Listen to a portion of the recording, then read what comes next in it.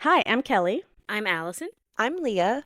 And I'm Kristen. and this is Fear and Wine.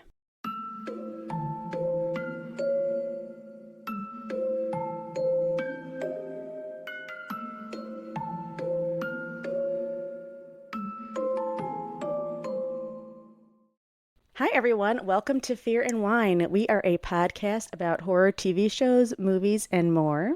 And today we are covering the movie Sinners. We've been waiting to do this one for a while, but we wanted to give people a chance to watch it. So excited for this one. I know. Leah has been excited. So far for this one, Allison and I are the only people who've seen it, and I've seen it 3 times now, and I think Oh Allison's my seen it gosh. twice. Oh Yeah. my god. I've seen it 3 Well, I'm times. going tonight, I think. So this will be my first spoiler movie that I'm going to be going into in a while. So I'm kind of excited. It's a different really- experience for me. I'm disappointed that I didn't get to see it in IMAX. I know. Yeah. There is no IMAX showing Do I it by need to me try? Because we anywhere. have one. Well, Should I think should I try for Thunderbolts that? replaced it this week Oh. in the IMAX theaters. So Oh. like this week would So have been yeah. like too the late. last. Okay. It might be Kristen because I looked and the closest thing to me was like way into Tampa, like way in Tampa. Oh. They're bringing it back later in the month, but it's only select theaters. I think it's Fort already, they've all Lauderdale. sold out though already. Have Yeah. they really? Really? Ugh, it's so Jeez. disappointing. Wait, excuse me. I know, it was like 2 weeks in IMAX. That's not long enough. It isn't. I was hoping like maybe Mosey would show it because I would go all the way up there for that. But That'd be cool. Interesting. yeah, we saw Harry Potter there one time. Because they have like the big, huge, The dome almost. Yeah. like a planetarium type of thing, right? Planetarium. Sorry. Yeah. Wow, that is neat. I know Kelly knows that reference. I do South Park. I love me some South I Park. don't know. I don't know it. You have to watch a lot of South Park to pick up those little things. Yeah, those little ones. So. I'm super excited for this episode. I've been waiting. Yeah. Yes. Do you guys know it has a 98% on Rotten Tomatoes, which means I did. everybody I think I loves put that it. in my notes. Yeah. Yeah. And so we're just gonna go ahead and get started because it was surprisingly long. I didn't realize I was watching an over 2 hour movie every time I was watching it until I was taking It notes. doesn't feel on an like over it 2 at hour all, movie. no. It really doesn't.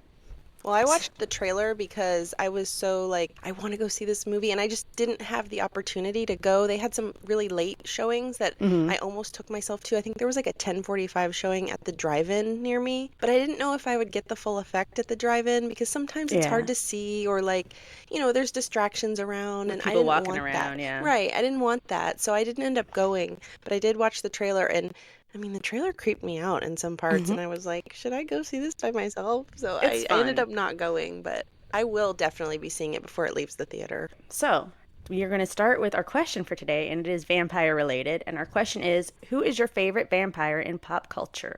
Anybody want to go first? Well, I'll go because Okay. Kelly knows that unfortunately for everyone, my brain went to sexiest immediately, which for me is Eric Northman. But I was Yes. reminded that he is also hilarious and has some of the best one-liners in True Blood, I think. So he's probably my favorite across anything that I could think of in the moment. So Yeah, I True love Blood him. was a great show until It's it such wasn't a great great. show. I dealt with the last couple seasons, but it Ugh. was Oof. those first. I want to say like the first 4 I really loved. They were great. Yeah. Yeah, great. And I even actually, maybe even further than that, because I loved it when Russell Edgerton came in, and he was on my short list too, because I thought he was absolutely ridiculous and so funny. He was I just never killing watched True killing Blood. everybody. I watched, I think maybe a couple of episodes, and I liked it. I think just, you'd it was like it. never. It's very funny. There's a lot of Yeah. levity Mm-hmm. throughout. It doesn't take itself seriously at all. Right. And there's Mhm. way more lore than just the vampires involved. So Mhm. it's kind of fun in that way too, I think.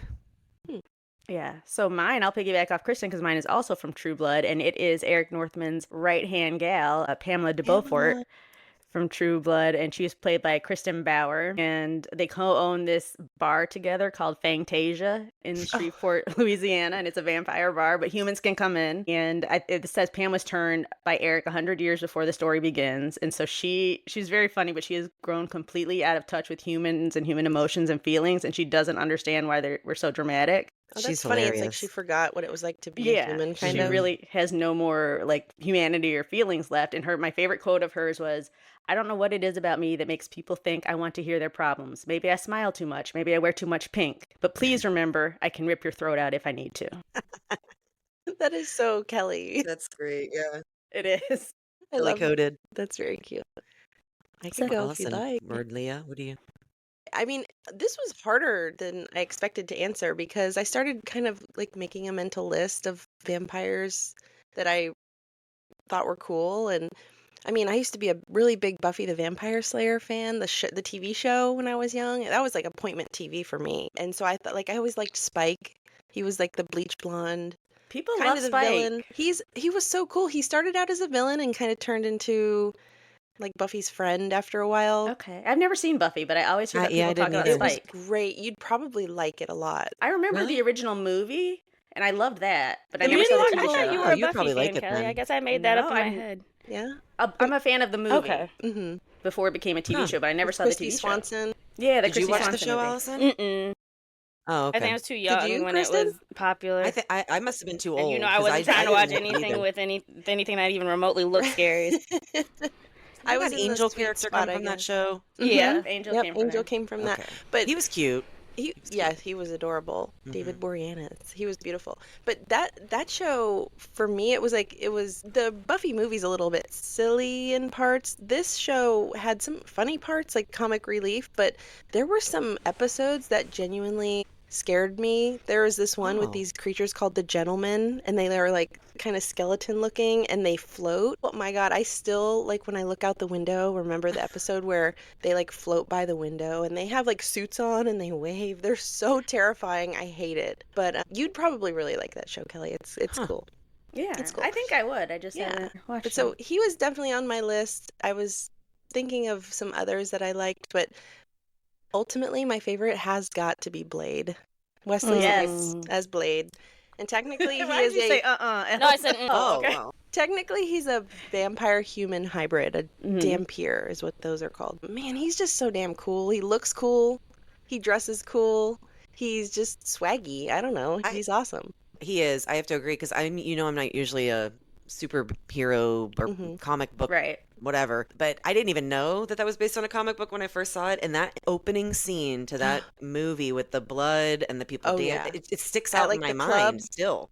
So That It's- part totally grosses me out because you guys know I don't like blood, but it's so Mhm. cool that it's like, it's just incredible. love It was it. just Yeah, such a it's so well cool. shot scene too. It's because, like I said, whenever I saw it, however long ago that was, I still remember that scene in my mind, and Oh that's yeah.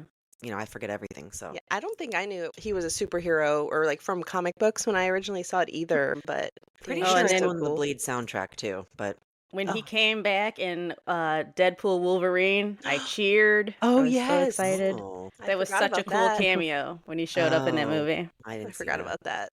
I don't know, Kristen, if it's worth you getting all through No, Deadpool yeah, he's not in it Wolverine that just to see his 5 minutes, but it was really cool for comic book and Marvel fans And when he all looks those just guys the showed same, up. He too. looks the same. That's crazy. Oh my God, Yeah, it really he's is such a great badass. soundtrack. So I did own this. It has Mystical on it. It has KRS-One. It has New Order, DJ Crush, Mobb Deep, EPMD. Like, it is a Oh, good wow. soundtrack. I was like, why did I own this soundtrack? And I went and looked. It's because it has a bunch of hip hop on it. So yeah, good stuff. Yeah, so he's my ultimate pick.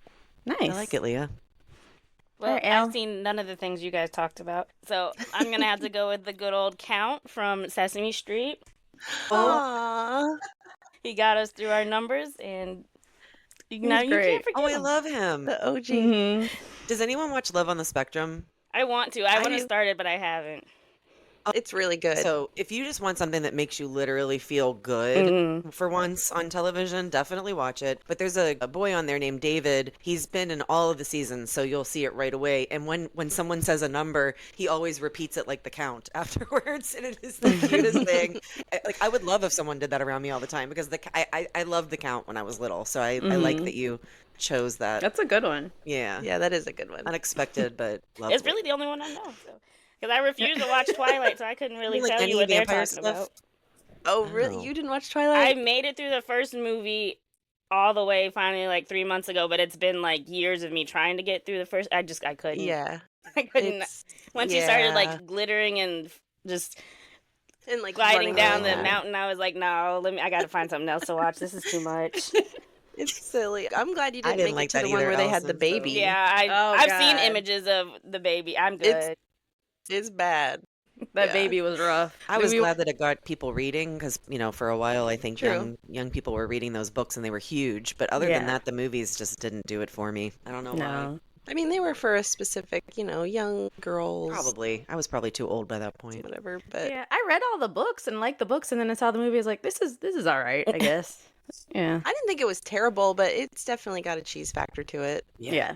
And also, Kristen Stewart, I never was sold on any of the love story plot I lines because I know. always was like, she's not into guys. Yeah, that's Like, true. I could And just yeah, tell. yeah, And it kind of like took me out of it. I'm like, she doesn't like you, bro.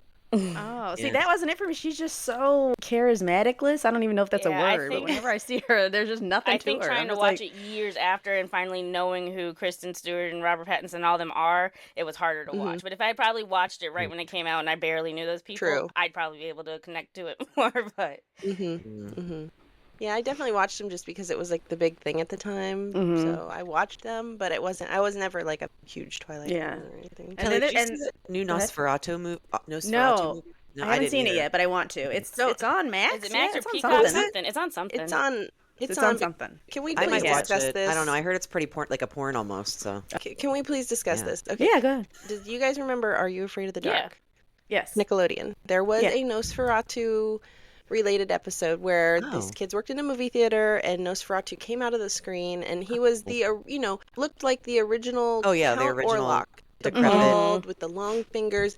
It was creepy. It was so creepy, and they would see his shadow just creeping around, and it was weird. But this new one came out, and I understand that it was supposed to be more historically accurate with the mustache. However, the only thing I can see is Jim Carrey in the Sonic movie with that big bushy mustache. Every time I see an image of Count Orlok, the I new haven't one. even seen the image I haven't yet. seen- I haven't either. the Sonic Ugh. movie. I mean, he Yeah. looks like Jim Carrey to me, and it's like, Oh, that's this is supposed funny. to scare me? Wait, the one who played it? Isn't he the one who plays Yes. Oh, that Skarsgård brother? Yeah, Eric one of the Northman's Skarsgård. little Yes. brother? Oh, speaking of Derek Northman, yeah, Mhm. exactly. His little brother? Okay. Bill. Yeah, He's cute, Bill. though. I mean, No, he's great. He's like a great creature actor. he's Yeah. the one But with the mustache, I can't. though. Okay, I'm angry at because it. I haven't watched it yet. So I'm angry But at the mustache. I had a friend who really, really liked it and even watched it more than once. And it's someone who I usually, think she gives good recommendations. So I do plan to watch it. I just didn't want to go with my kids and go watch that in a theater Yeah. because I'm not trying to watch something that's softcore porn with my children. It's just a thing that I don't mean, like doing. I think I I've watched Saltburn with parts them, of and that it. was enough. You did? Yeah. You watched Saltburn with them? Yes, I didn't know when when they put it on. You got to read the parents' guide. I never do that. I've never. Ruby was watching Orange is the New Black in 4th grade, so it's too late for them. Oh, Yeah. Honestly, it's a little payback on behalf of your mom for. Yeah. right. Yeah, I found out my teenage son watched Saltburn, not with me, but he watched it on his own, and I was Oh, just you like, watched well, it too, though, didn't you? You guys we could have don't a need to little discuss. discussion session. Yes, no, we're good. I'm just gonna pretend I never heard that. But All right. All right. Well, we'll get started with the movie. Oh, I'm excited. Yeah.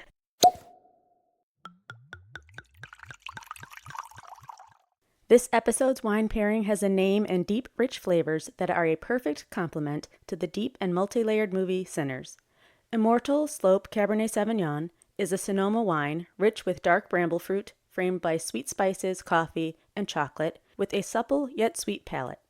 Immortal Slope, which is 98% Cabernet Sauvignon and 2% Verdot, opens with flavors of raspberry leaf, blueberry, lavender, and spice cake.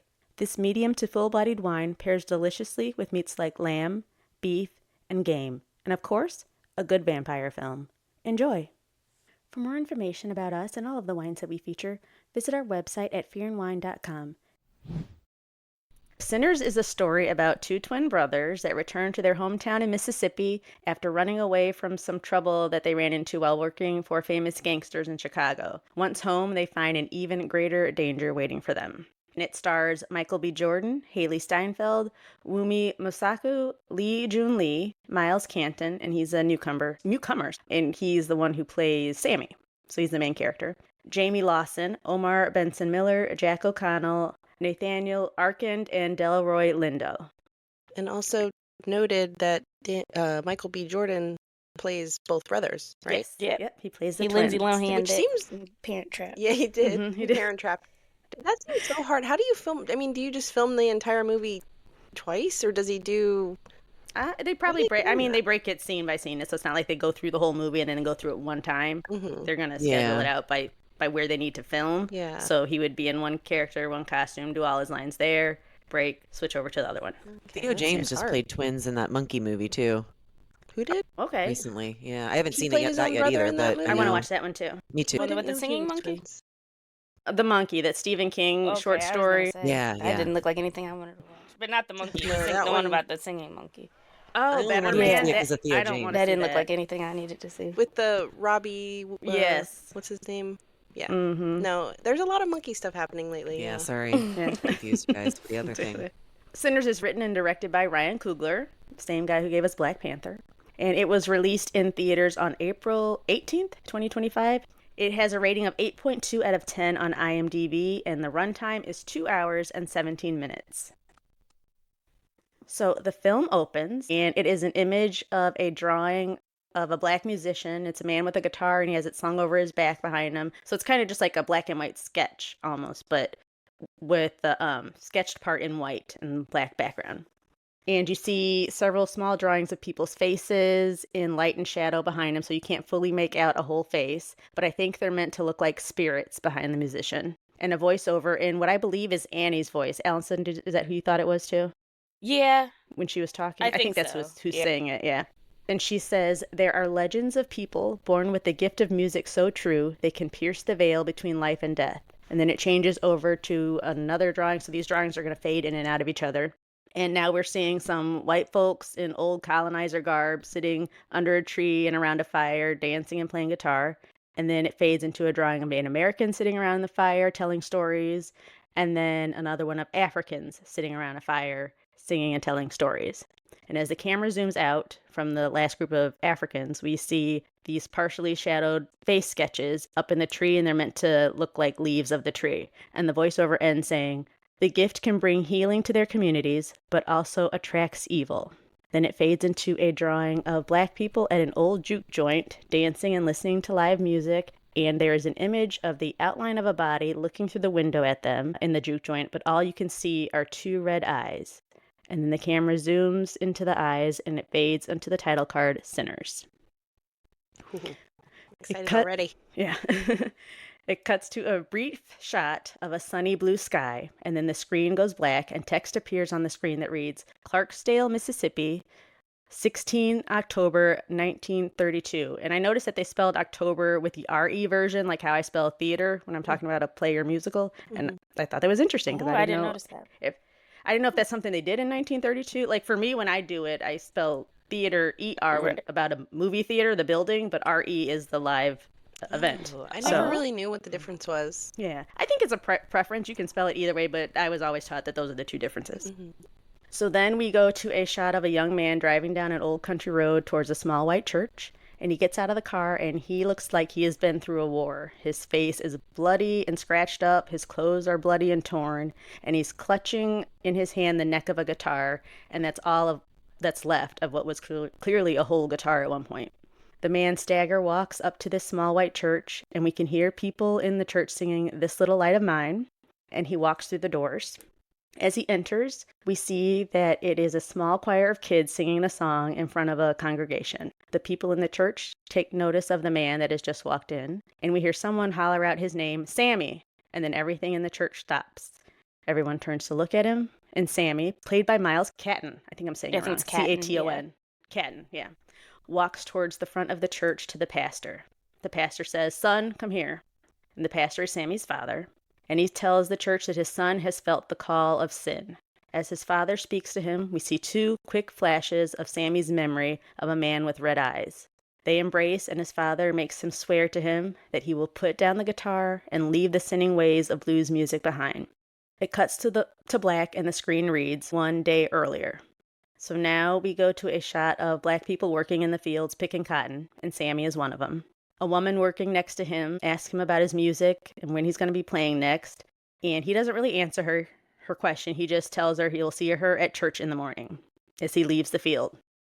It goes to Sammy and the other field workers going back to their homes. There's this little row of old cabins where he lives, and he sees his mom, and she's outside washing their clothes, and he smiles at her, and he's playing around with her and like dips his hand in her wash water and pretends to scrub himself up. And his mom laughs, and she's like, "Stop, you need a real bath and get out of my wash water." And so they're just joking around with each other. And Sammy goes inside and wakes up his little siblings that are sleeping on the cabin floor by opening the back door and letting sunlight in. And then we see him look under his bed and he's feeling around for something, but it's missing. And we soon learn that what he's looking for is his guitar. We then cut to the twins, Smoke and Stack, both played by Michael B. Jordan. And they are standing next to their car in front of a big wooden building waiting on someone. Soon a car pulls up and we see an upper middle-aged white gentleman get out, and he has a gun clearly displayed tucked into the front of his pants, making sure the twins see it. He gets out, spits on the ground, smiles at the guys and asks, "You boys twins?" To which Stack smiles and responds, "Nope, we're cousins." They all go inside the wooden building, and the white man shows them around. The man tells them that the building was an old timber mill. He asks the twins what they're planning to do with the place, and the twins don't answer him. They ask him if the floors of the place have been washed and how well, and then the man starts to get annoyed about all these questions and says, "If you boys aren't serious about buying this place." And Smoke doesn't like that he has just called them boys. Stack quickly decides to de-escalate the potential argument by smiling and telling the man that they are grown men, not boys. Stack says, "With grown men money," and Smoke adds, "and with grown men bullets." So now the white guy and Smoke are both touching their guns, and Stack walks towards the man and shows his knife that he keeps on his side. The man backs down and says he didn't mean nothing by calling them boys. Smoke tells the guy that they will take the building, and Stack hands him a bag filled with cash. Smoke tells the man that the money is for the building, the equipment, and the land. The man opens the bag, and he is impressed by all the money he sees. And Smoke lets him know that this is the last time he will be receiving from them, and he warns him that if he sees him or any of his clan buddies on their property, that they will be killed. And the man laughs at him and says, "Oh, the clan don't exist no more." So now we're back with Sammy, and he's all washed up and changed clothes as he's walking down the road leaving his house, and he goes over to the church. He greets his father, the pastor, and he's at the pulpit working on his sermon for the next morning. Sammy worked early in the fields that day, and now he has the rest of the afternoon and evening to himself. He just has to be back by morning for church, and he tells his dad his work is done for the day, and he sees his guitar there with his father. His dad says, "Yes, I brought it in here because I want you to help me with my sermon tomorrow." Sammy walks up to him and joins him at the pulpit, and his dad has him read aloud from 1 Corinthians 10:3. And this scripture is about not letting temptation overtake you, and that God will help you overcome these temptations. And as soon as he's done reading the verse, he grabs his guitar and tells his dad that he has to go. And his dad asks him, "Well, where do you have to be that's more important than being in the house of the Lord?" And Sammy tells him he's worked hard all week. He just wants his one day off of freedom and to have some fun. So his father's like, "Oh, okay. Well, playing music for drunks and philanderers who shirk their responsibilities to their family, that's fun to you?"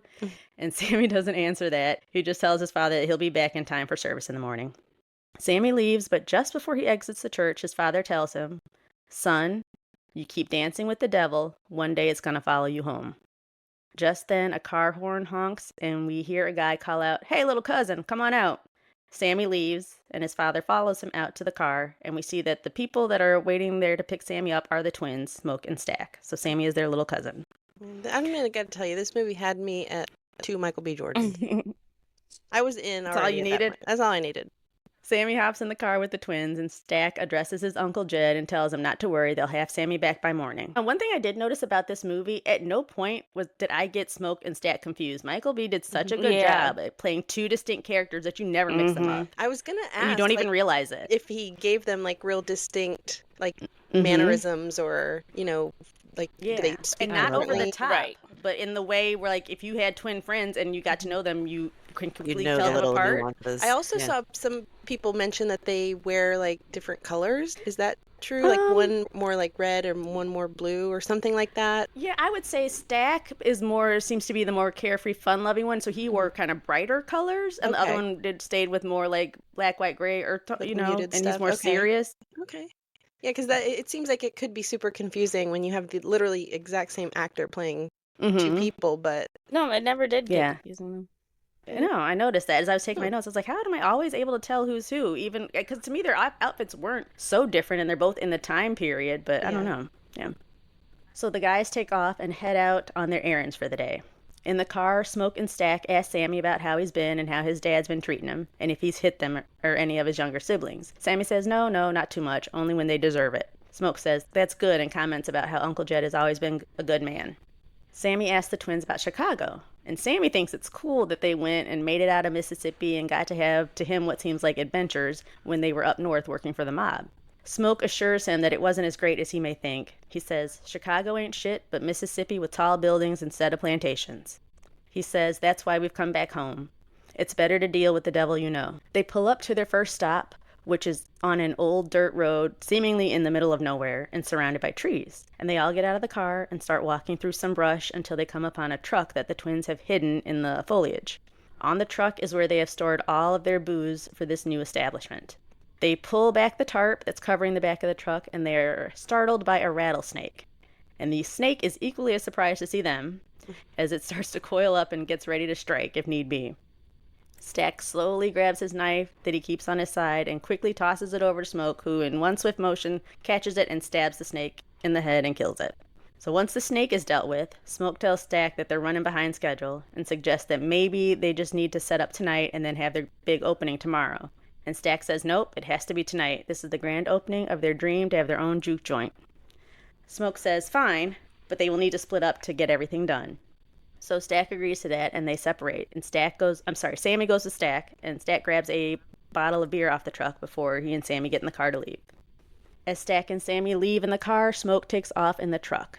We now cut over to the downtown area of this town that they live in Mississippi. And Smoke, who's in the truck with all the booze, parks in front of a general store. Smoke looks around and sees some riffraff hanging around smoking, and he doesn't trust anyone. But he knows he and his brother have a reputation in this town, and they're very well respected and also feared. No one would knowingly cross them on purpose. He spots a little girl, and she's probably like 12 or 13, and he calls her over to him. And this is a really cute moment. She walks over, and he asks her where she's from, and she says she's from Shelby. And he asks her, have you ever heard of the Smokestack twins? And she smiles and says, of course. And he says, good, I'm Smoke. And she reflexively takes a step back in fear. He tells her, oh, it's okay, you're not in trouble. I just have a job for you. He tells her to sit in the truck and watch it and make sure no one bothers it. He says if someone comes around and they are even looking at it for too long, you lean on this horn and get his attention. And so he offers to pay the girl 10 cents a minute, and she agrees, and he tells her, hold on, we're talking business now, you need to negotiate. He says 10 cents won't do it for you. You need more than that. Give me another number. So the girl says, okay, 50 cents. He says, well, I can't do that. My best and final offer is 20 cents. So she agrees to that, and she takes the job. And I just thought that was a cute little moment of him trying to teach her how to negotiate. Businesswoman. Mm-hmm. That's cute. So Smoke goes into this general store, which is owned by old friends of his, Bo and Grace Chow. Smoke meets the Chow's daughter, Lisa, who was working at the register, and she is your typical sullen teenager who probably doesn't want to be there. And Smoke talks to Bo and tells him that he needs a bunch of catfish. I think he said like 100 pounds. Ooh. But a bunch of catfish and some other food and supplies for this grand opening tonight. Just then he hears a horn honking from his truck, and he runs out to see two men trying to steal the booze off the back of his truck. Smoke walks out and immediately shoots the first guy he sees in the ass. The guy is just like screaming. He's like, oh, you shot me in the ass. Like he just can't believe it. And then he turns around and he sees Smoke, and he quickly starts apologizing and telling Smoke that they didn't realize it was his truck. And the little girl's like, yes, they did, Smoke. They're lying. I told them it was your truck. And the man says, Smoke, I thought she was lying. You're supposed to be up in Chicago working for Capone. So Smoke puts his gun down and tells him, well, I'm back now. Smoke sees the other guy that tried to run, and he shoots him in the knee. Even though the guy had frozen and he wasn't running anymore, he couldn't let them get away to be able to tell people that they almost robbed the twins without any consequences. So he had to shoot them both. Mm-hmm. Now these two men are in pain and writhing on the ground, screaming, crying. And Smoke walks back into the store and tells Bo that he shot two men out there. And he says they're going to be fine, but a doctor should come out here and help them. And he hands Bo some cash to pay for the doctor. He continues his business order and tells Bo that he's going to need his wife Grace to make a sign for them by tonight. So Bo sends their daughter Lisa across the road to their other store to get their mom. And Grace and her daughter return from across the street. And Grace, played by Lee Jun Lee, sees Smoke and comments about the two men that had been shot in front of her store. And she assumes Smoke had something to do with it. Smoke tells Grace, oh, those guys will be fine. I'm going to need you to make me a sign. So they negotiate on a price and arrive in an agreement to get the sign done by opening tonight. Over in the car with Sammy and Stack, Sammy asks Stack to tell him about what happened to their father. Sammy's father is their father's older brother. So when Sammy was younger, Stack had always told him that when he got old enough, he would tell him the story. So Stack tells Sammy the story of how Smoke killed their father when they were younger, after their father had just beaten Stack into unconsciousness. Mm-hmm. Stack quickly changes the subject and asks Sammy about his music and the guitar that the twins have given him. Sammy takes out the guitar, and it is beautiful. It's this acoustic guitar, and it has this shiny, round chrome disc in the center of it that almost, to me, kind of look like car rims. I know that's not what it is, but I don't know a lot about guitars, so what the purpose of it. But it's just like this shiny disc that's what it reminded me of. I don't know. I wonder if it's just for looks or if it adds something. I don't know. I wish I knew more about this instrument because I really don't know why that's there, but it's really pretty. Sammy starts playing and singing, and he's really good, and Stack is very impressed and excited, and he tells Sammy, "We're going to make some money." Soon, Sammy and Stack arrive at the train station. Stack spots the man he is there to see, and he walks over to the man sitting at the station playing his harmonica, making money as a busker. This man is a once famous local blues musician named Delta Slim, and he's played by Delroy Lindo. Stack offers him $20 a night to play at their new juke joint. And Slim tells Stack that he's full of shit. He's not going to be paying him or anyone else $20 a night. We learned that Slim has a bit of a drinking issue, and Stack knows this and offers Slim the Irish beer that he had grabbed off the truck to sweeten the deal. Stack says $20 a night plus all the beer you can drink, so Slim takes this deal. Slim and Sammy start to play together at the station, and they draw a crowd, and Stack tells the crowd to come to the juke joint tonight to hear both of them play. Among the crowd is a very pretty woman named Pearline that Sammy is immediately taken with. She lets him know that she is married, but Sammy flirts with her anyway and invites her to the juke joint. The crowd dissipates, and Sammy sees a white lady staring from across the way at Stack.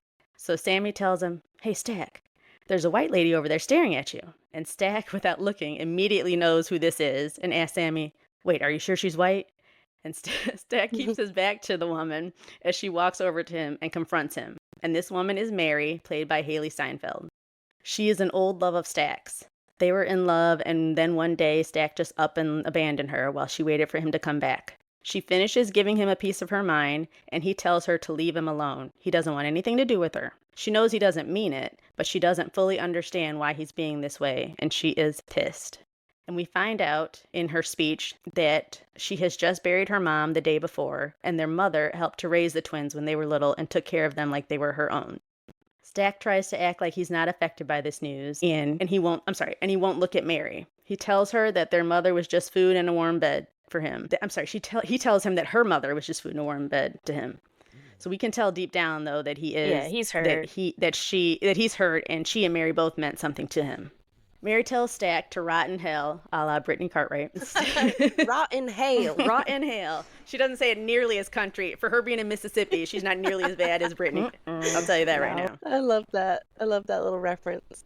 And he says, "Yeah, I will. I'll save your trifling ass room right next to mine." And she walks away. Sammy walks back over to where Stack and Slim are standing, and they have just witnessed this confrontation from maybe a few feet away, so they heard everything and saw everything. And then Sammy says to Stack, "Well, maybe she ain't white." And Stack ignores the comment and tells Sammy and Slim to get in the car. They have one more stop to make. So back in the car, they're driving down the road when they see a group of black prisoners doing some work alongside the road. Slim calls out to the men and tells them to keep their head up. Sammy asks Slim if he knew some of those guys, and Slim says, all of them. Sammy asks Slim what happened, so Slim tells him the story about him and an old friend of his that got busted for, I think he says billiards? They got busted for something, but the word I really couldn't make out. They were both arrested and taken to jail, where they thought they were surely going to be killed that night. But then they started playing music, and the jailhouse and the people loved it. One of the sheriffs decided to take those two guys on the road, and they would put them in the back of the paddy wagon and take them around to different gigs to play for rich white folks. They played ragtime music and blues. Slim says white folks like the blues just fine, they just don't like the people who make it. But they loved their music. Sammy asks him what did he do with the money that he got from playing, and Slim taps on this flask, indicating that he drank all of his away. His friend, he said, was going to take his money to Little Rock and start a little church.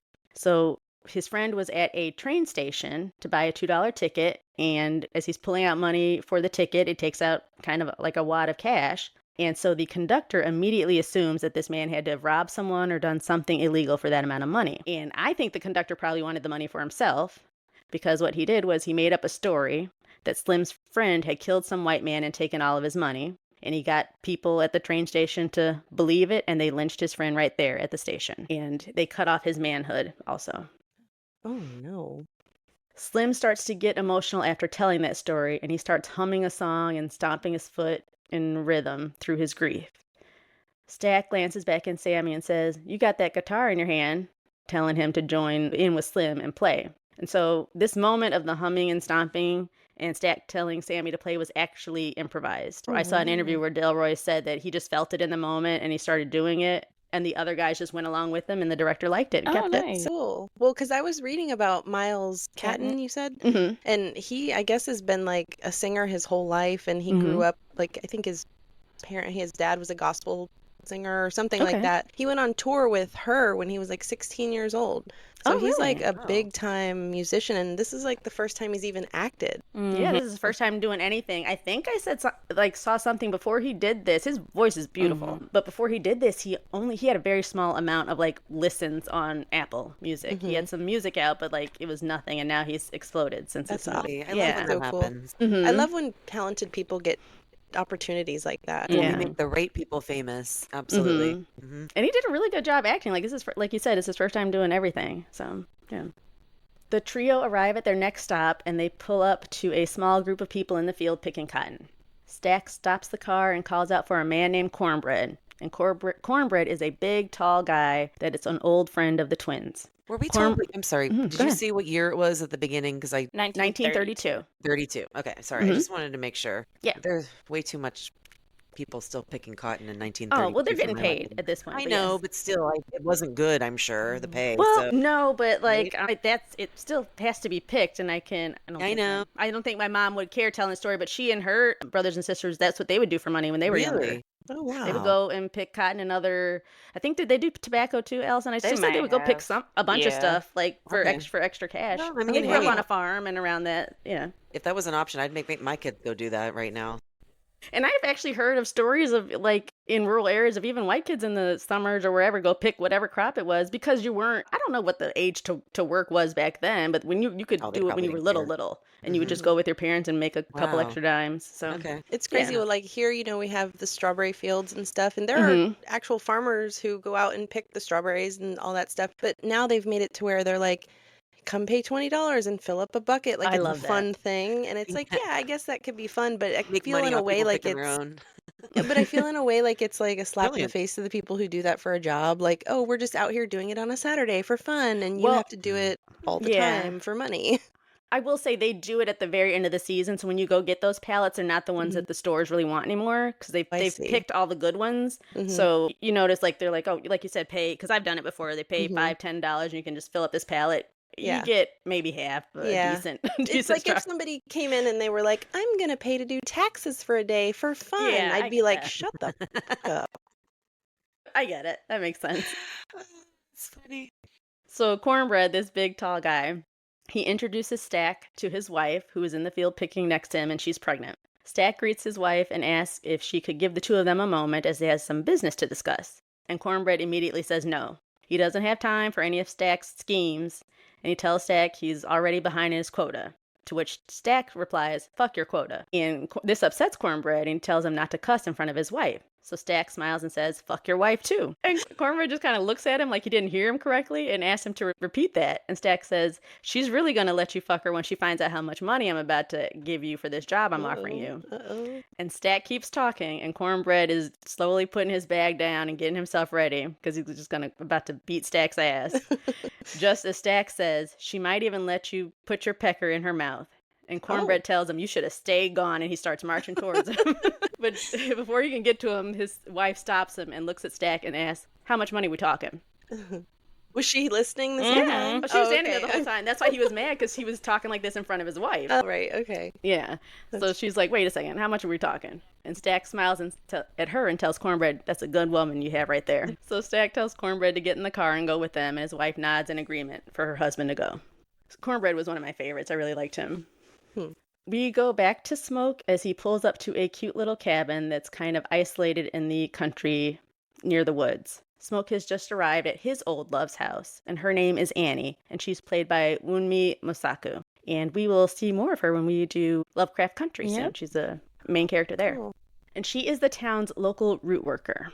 So a root worker is a thing in American South, especially in the Black communities, and they're practitioners of hoodoo. They specialize in spells and magic, and they create using herbs and roots and plants and other items from nature. So in other cultures, they might be known as medicine men, shamans, witches, witch doctors, etc. So once he arrives at her house, we see him walk straight over to this little grave site and place some flowers there. And he touches the ground and says, "Papa's here." So we learn that Smoke and Annie at one time had a baby. Annie sees him and steps outside, and Smoke asks her how she is and how she's been, and she tells him no misery worth complaining about. She asks him why he's back. He tells her that he and Stack bought the old sawmill and they're going to make it into a juke joint. Smoke tells her that they are through with Chicago, and Annie asks him, "But is Chicago through with y'all? Who did you and Stack rob to get enough money for the white men to sell you that sawmill?" Smoke looks away and doesn't answer. Annie rolls her eyes and turns and walks back into her house, and Smoke follows her in. Back inside, there are two little girls who are waiting to give Annie their money for a purchase and to take back to their mother. And the girls pay and they leave, and Smoke grabs the money from Annie that they have just given her, and he tells her that she shouldn't be taking Miss Maybelline's money. Annie pulls out her straight razor and holds it up to Smoke and says, "Smoke, give me back my money before I cut your black ass." And Smoke tells her to take his good money, and he will take Miss Maybelline's fake money. Annie tells him that she doesn't want his money because his comes with blood, and she doesn't want his cursed money. Smoke tells her that he has seen men die, but he has never seen ghosts or roots work on anything, and he's never seen anything other than power, and the only real money can give you real power. Annie tells him, through all of that war and whatever else you were doing in Chicago, you survived, and now you're back here in front of me unharmed. She says, "How do you know I didn't pray and do every route my grandmama taught me to keep you and your brother safe?" Smoke asks her, "Then why didn't those roots work on our baby?" And Annie deflates a little and looks him in the eyes and says, "I don't know, but they worked for you." And there's a sweet little moment between them. She puts her hand on his chest and asks him if he still has his mojo bag. Smoke unbuttons his vest to show it to her hanging around his neck, and he takes it off and hands it to her.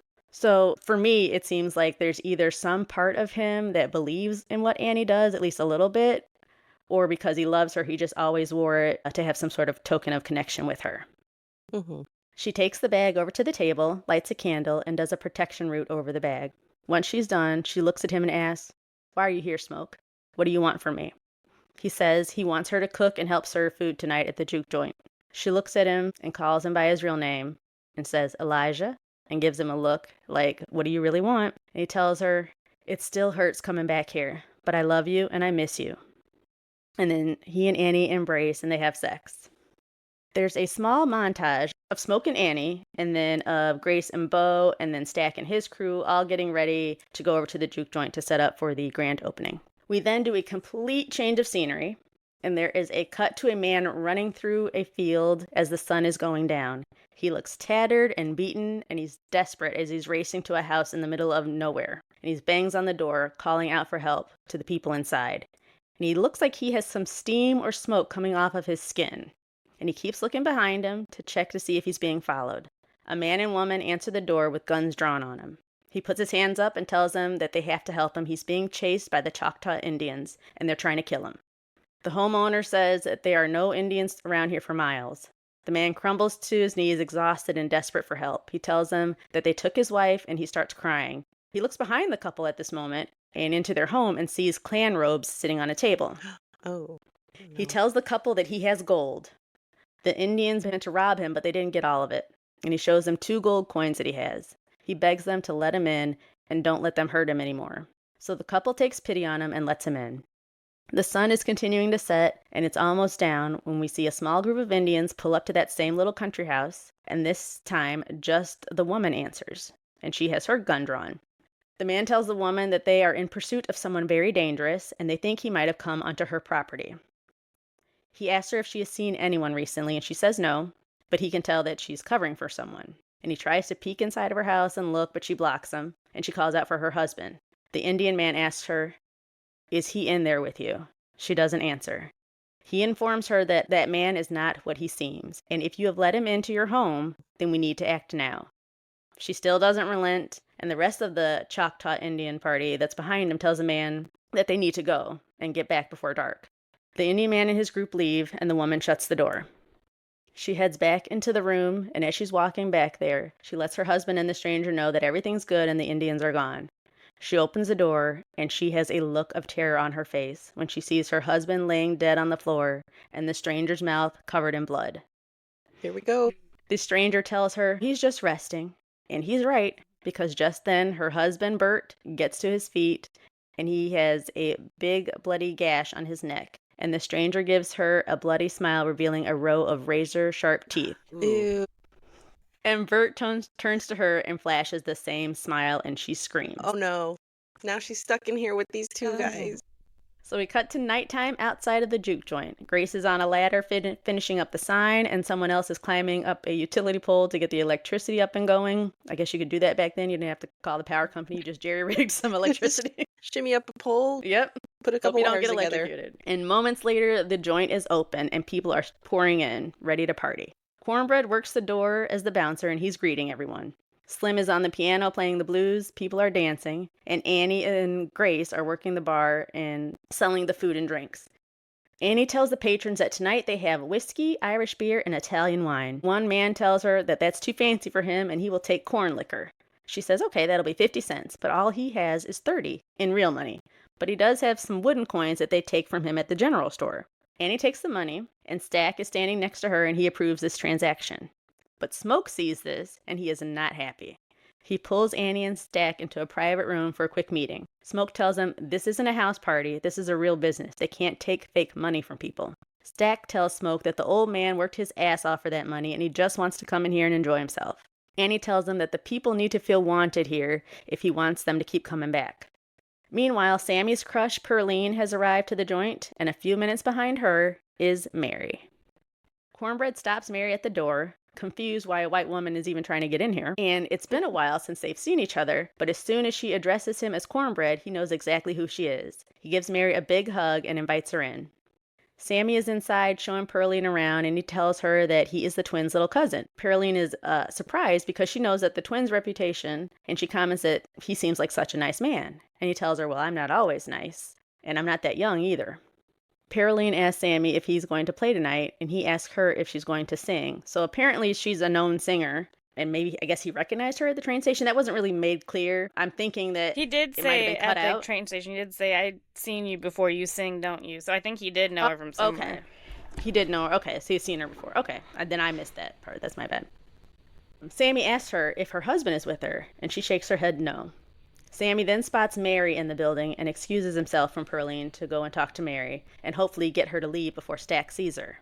Mary tells Sammy to get out of her face, and she goes and walks around him. When he mentions how he had met her earlier at the train station and that he's with the twins and he's their cousin, that's when Mary registers who he is, and she hasn't seen him since he was very little. She's excited to see Sammy all grown up. She takes him over to the bar to buy him a drink. And they sit, and she asks him about his music and if he's made any money with it yet. He tells her no, not yet. She says, well, I tell you that it didn't matter as long as you love it, but that's horseshit advice. Sammy asks Mary, what are you? And Mary laughs at him and says that she is a human being. Then he says no, and she's like, it's okay, I know what you mean.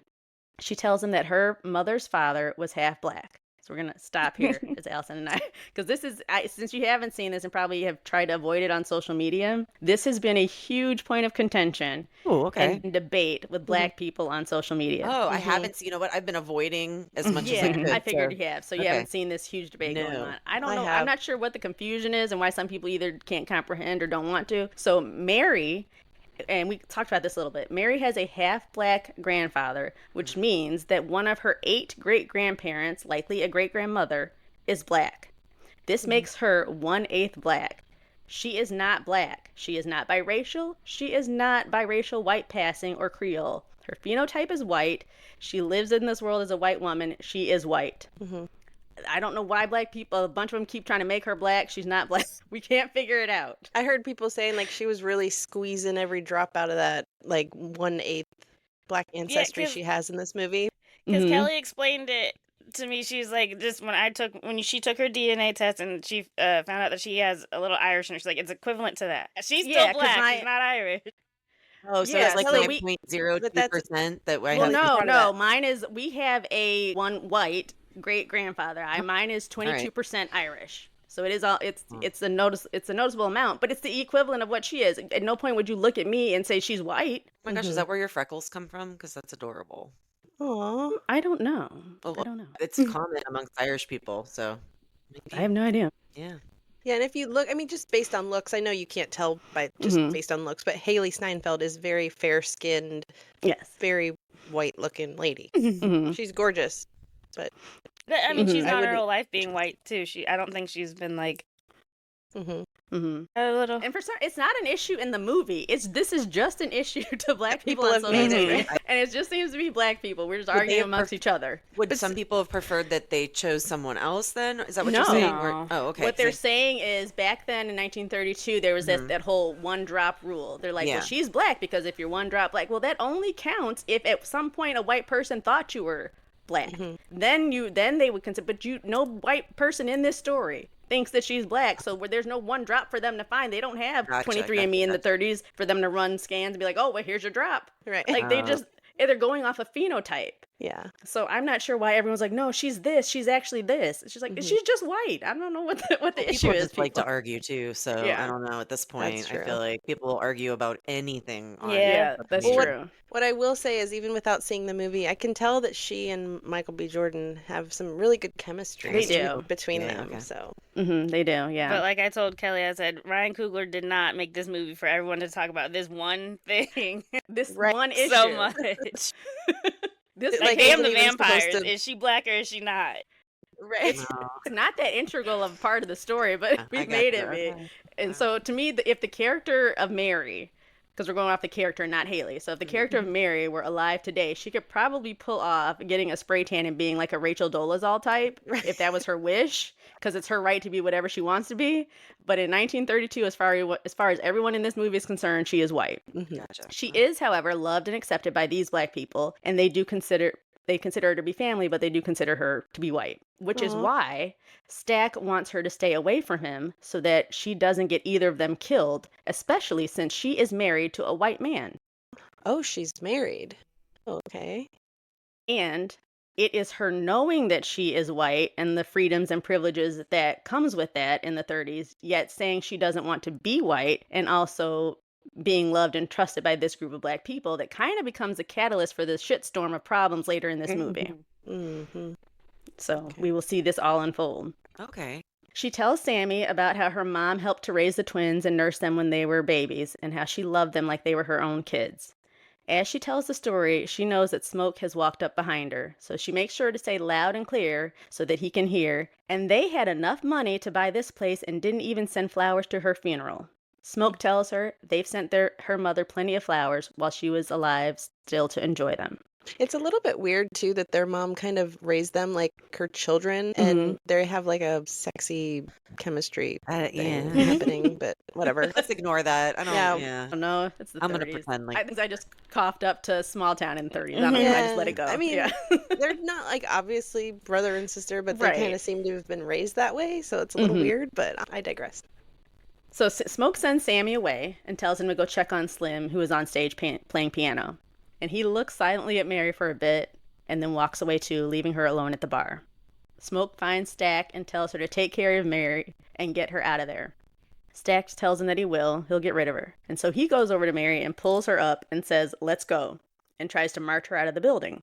Mary pulls her arm down from him and he looks at her and asks, "What is it going to take? How much for you to get the fuck on?" And he starts to pull out some cash from his pocket. He says, "You have a rich white husband, you have a nice farm, just go." Mary tells him that she never wanted any of that. She didn't want to marry a white man. She didn't even want to be white. She wants to be with him. Stack tells her all it takes is the wrong person to see her in there or with them, and they will try to kill her. So she asks, "Well, why does that even matter to you?" He tells her, "Because if anyone ever hurts you, I will have to kill them." She says, "Oh, so you'll kill for me, but you still won't tell me the truth. I believed you when you told me you were coming back, and I waited for you a long time." She knows he loves her, so why can't he just say it? Stack tells her that he does love her, and it's because he loves her that he wants to keep her safe. And she is safest if she is not around him. Stack walks away, and Mary stands there and cries. Slim finishes up his set at the piano and invites Sammy up to the stage to perform and introduces him to the crowd. Sammy starts playing a blues song that he wrote, and the crowd loves him. So he's walking through the audience as he plays and he's singing, and they start to dance around him. And we get a quick flashback to an unseen moment earlier where Slim and Sammy were talking about blues music and how it's magic. The music continues, and we hear a voiceover talk about how music can conjure spirits from the past and future. And then there's this really cool it's so sequence. It's cool. almost like, it's almost like a ballet sequence, kind of. Well, I don't want to say ballet. I guess I say that because when I think of old movie musicals, they sometimes have these dream sequences in them. Mm-hmm. But it's like that, but much cooler. And we see these spirits from the past and future as the voiceover's talking about how the music all derives from different cultures and how it changes over the generations. Ooh. And so these spirits are joining them in the crowd and dancing around them. So you'll see like people from Africa dancing, people from China, just like everyone's Like, ancestors are around From them. the 90s Wow. to Yeah, and then it forward goes to into the today future. to like, yeah. That you is see hip so hop music, cool. somebody on like the turntables, and it's just they're It's a all really cool dancing amongst scene. this crowd. Yeah. I love That's that. neat. So they're all around them. None of the Sammy and none of the patrons see them, but we as the audience do. Outside, several yards away from the building, are the three vampires. And for them, there is no building and they can see right through all of this. And they see the ancestors and the people dancing around. So again, they're dead / alive, so the veil is thin for them, so they can see all of this. This experience of being with spirits from the past is what the main vampire, and his name is Remick, he's played by Jack O'Connell, and that's what he wants. That's what led him here to Sammy tonight. People from his past can be brought back into this realm by his music, and Remick and the other two vampires start to walk towards the juke joint. Inside the building, Sammy has finished playing, and he and Pearline are off in one of the side rooms having sex. And out front, Cornbread is talking to someone who's just out there having a smoke break. When the three vampires, who are white if that has not been figured out yet, they are white, they walk up to the door. Cornbread sends the other guy inside and tells him to get the twins as he suspects this could be trouble. Inside, the twins are going over the numbers for the night's take, and Smoke says that at this rate, they will be out of cash in 2 months. Outside, the vampires get to the door and greet Cornbread, and they each have an instrument on them, a guitar or a banjo. They tell Cornbread that they are there to party and to join in the music and fun. They even offered to play. They asked to come in, and Cornbread blocks their way. The twins and Sammy get to the door, and behind them are Annie, Mary, and Pearline. Remick sees Sammy and says, "Oh, you must be that voice I heard. It was just beautiful." Smoke asks them where they're from, and they tell him that they're from just down the road in North Carolina. Now, are they giving off creepy vibes, or do Not they yet. seem like normal people? I mean, as They seem creepy very- as you can being three white people in a nothing but Right. black people juke joint in the middle of a yeah. field, at nowhere. night in the middle Yeah. of the dark. Yeah. Yeah, Yes, But but there's other- nothing giving No. away that they think that there is anything off other than that with Not them. the only person who suspects, and she's going to say it in a second, is Annie. But other than that, no. They're just friendly white people trying to come in and have a good time. Mm-hmm. So he says, yeah, they're from North Carolina. And then Smoke asks them if they are Klan. And Remick says, "Oh, no, sir. We believe in equality. We just came here tonight," which is funny because two of them are Klan. But Mm-hmm. she says, "We believe in equality. We just came here tonight to spend some money and have a good time." And he says, "Here, we'll show you." And they swing their guitars around and they start playing a folk song called "Picked Poor Robin Clean," which is on the Sinner soundtrack. And it was originally recorded by a black woman named Geeshie Wiley in 1931. So remember, this movie is in 1932. So it's a hit new song. Oh, wow. And it's about a bunch of animals around a robin that has died, and each start to take things off the robin to keep for themselves. But we know the subtext underlying this is the vampires singing about people they plan to essentially eat. Mm-hmm. Stack starts bobbing his head to the music, and Smoke stops the music. Smoke tells them that they need to leave and head back to town, where there are plenty of other places that they can go and hear music, and they'll be more welcome. Remick laughs in that "I'm clearly upset" kind of way. And he says, "Oh, is this because we're..." And he touches his skin. "All right then, how did she get in?" And he points to Mary.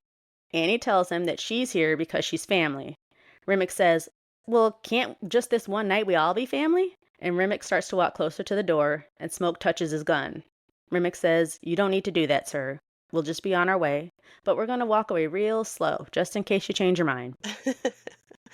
The vampires turn to leave, and once they are out of earshot, Annie tells Smoke and Stack that those people gave her the Whitleys. Stack asks Smoke, what if they did just come in and sing? Because they need the money. And Smoke says, what if someone spills something on them or steps on their shoes or looks at their woman too long? It's not worth the problems that they would bring. Smoke tells Cornbread, don't let them in. Back inside, Sammy and Smoke have a little cousin talk, and Smoke tells Sammy that his performance was really good, but he also lets him know that this is not the life he wants for Sammy. Sammy has a chance to be better than the twins, and he shouldn't be hanging around bars and clubs and juke joints. Smoke says, I've met plenty of musicians, but I've never met a happy one. He tells Sammy that this is his last night that he will be performing here, and he doesn't want to see him performing at any other clubs again. Elsewhere in the joint, Mary and Stack are having a talk, and Stack tells her that they need to make more money, and he doesn't like that they may have just turned away some potential money. Mary offers to go out there and talk to the white people and find out if they even have any real money to spend. Mary says he knows that they need it. Stack says, well, what's that supposed to mean? And she says, Irish beer, Italian wine, and whiskey. It's obvious that before they left Chicago, they stole from both sides of the mob and gangsters, and they poured everything that they left with into this endeavor, so this is their last shot. Mary says, just let me go talk to them. And Stax agrees and slips the gun into Mary's stocking under her dress. Mary walks outside into the night to meet up with the 3 white strangers that she does not know are vampires. She finds them a few dozen yards away from the juke joint, sitting on some old logs that looks like they've been made, kind of cut to make to look like a bench. And they're playing and singing this really pretty Irish folk song called Go Lassie Go. I really like the song. I listened to it again last night on the soundtrack. It's the Irish in you, Kelly. You're drawn to it. It's just a pretty song, yeah. So Mary stands and listens to them and finish the song, and she applauds once they're done.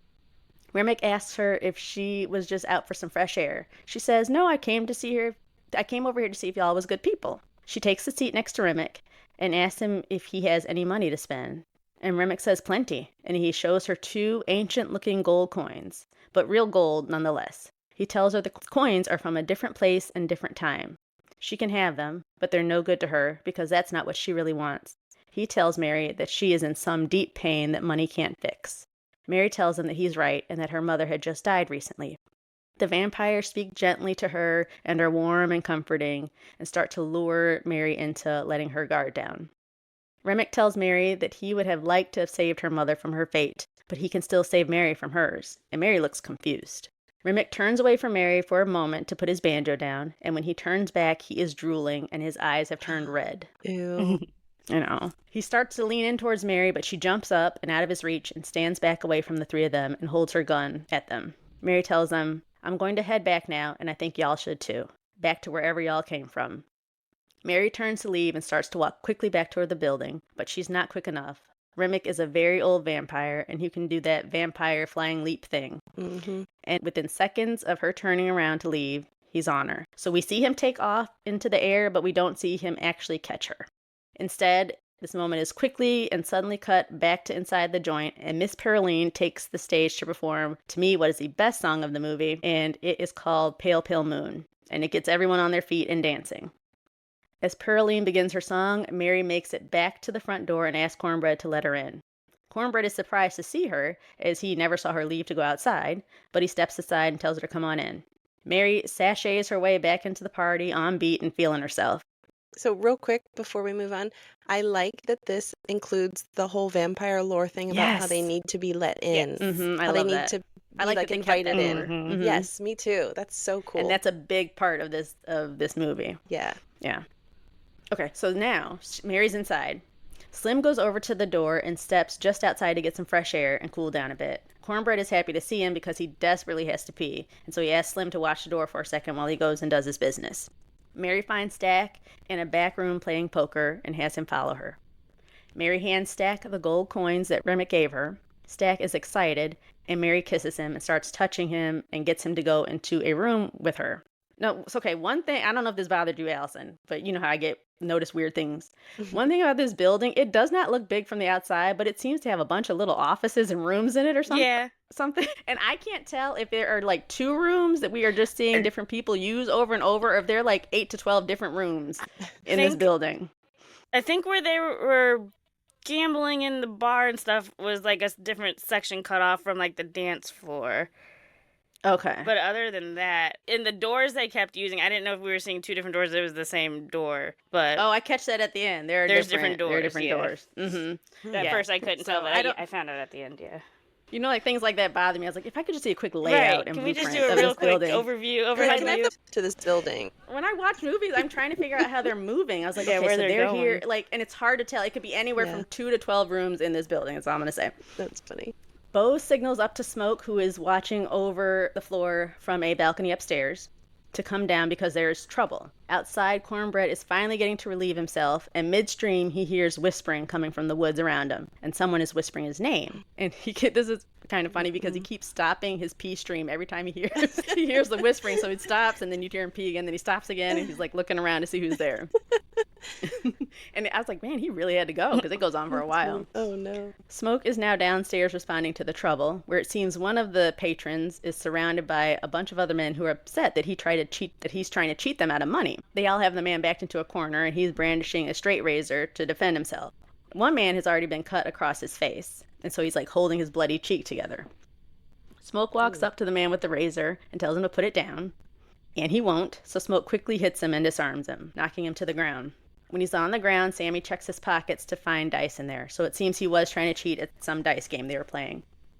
Now the other men can grab him and remove him from the building, but before they do, each of the men who he tried to cheat start to kick him to the beat of the song that's playing. So there's these quick movements as the story's going forward, but you're hearing that song that I love behind it the whole time. Kind of fun. It's really, it's cool. They're not purposely kicking him to the beat. It's just syncing up. It's just they synced it up like that. I was thinking that was really funny. They were like making a that song would be way out too of much it. like a musical for me, Right. and then it would be over. So Right. Meanwhile, Mary and Stack are alone in one of the many rooms, or perhaps just the other room, and they are kissing, and Mary starts to take off his clothes. Mary and Stack start having sex, and Stack notices that Mary is now drooling. Now, this grossed me out completely. It did. Because Me too. I mean, but it's audibly Michael B. gagged. Jordan. I'd probably be drooling too. I know, but I have a thing with saliva, and I audibly gagged when I saw this. Yeah. But for some reason, it turned Stack on, and she spits in his mouth. So I, had to put my She's popcorn like, you down. I was want like, all right, some? I'm And done. he opened his mouth Listen. and she just Ugh. dropped it right in there. No listen, comment. we have a friend. Kelly might not know the story. I know the story. Okay, I'm not going to say the name of the friend or anything, but I'm going to say we have a friend who may or may not have, had a little liaison with a former pro football player, and he literally spit in her mouth. I know. I heard. I was like, oh, God. I'll be following up in the group chat later Okay, yeah, we'll talk about it later. on that one. So Smoke tells Sammy to go find Stack and get him. Sammy goes to the front door and asks Slim if he has seen Stack, and Slim tells him, oh yeah, he's just back there in that room. You can go on in. Slim knows exactly what Stack and Mary are in there doing, but he thinks it's funny to send Sammy in there anyway. Sammy, of course, walks in on them, and he quickly shuts the door as he sees them having sex, and he goes back out and tells Smoke what Stack is doing, and that he's not going in there to get him. And Smoke is annoyed, and he just goes and gets Stack himself, with Sammy following closely behind him. But now, when Smoke opens the door, he sees Mary on top of Stack, biting his neck, and practically eating him with blood everywhere. Oh no. Mary jumps up, startled, and tells Smoke it's not what it looks like. Smoke asks 0 questions, pulls out 2 guns, and empties them into Mary. Mary falls to the ground, but only for a moment, before she gets up, laughing. Her eyes are now glowing, and her fangs are showing, and she looks at Smoke and laughs and says, "We gonna kill every last one of you." And then she runs past Smoke and out of the building into the night. I saw that part in the trailer. Hearing the shots, Annie runs to the room to see Stack dying on the ground while his brother is holding him, trying his best to save him by stopping the bleeding. Smoke is completely in shock as he watches his brother die. Annie tells Smoke she's so sorry and tries to comfort him. She tells Sammy to keep everyone out. Sammy, Slim, and Bo start to shut the place down and tell everyone the party's over, you gotta go home. Back in the room, Smoke still won't let go of Stack. Sammy blames himself because when he checked the first time, Stack was still alive and he could have saved him, had he just interrupted him like Smoke told him to.